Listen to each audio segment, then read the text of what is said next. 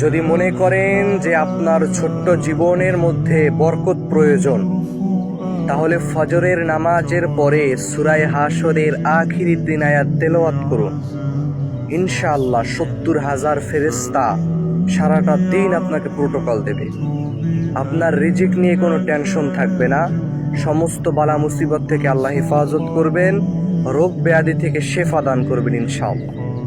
আল্লাহর হাবিব সাল্লাল্লাহু আলাইহি ওয়াসাল্লাম বলেন, কেউ যদি ফজরের নামাজের ফরজ নামাজের পরে এই ছোট্ট আমলটা করে, তাহলে সারাটা দিন 70,000 ফেরেশতা তার চতুর্দিকে তাকে ঘিরে রেখে তাকে প্রোটোকল দেয়।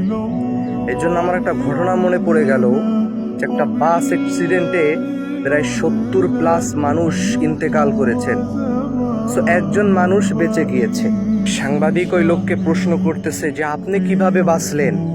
ওই লোক বলতেছে, আমি জানি না, তবে আমি প্রতিদিন ফজরের নামাজের পরে সূরা হাশরের আখিরি 3 আয়াত তেলাওয়াত করতাম। আল্লাহু আকবার।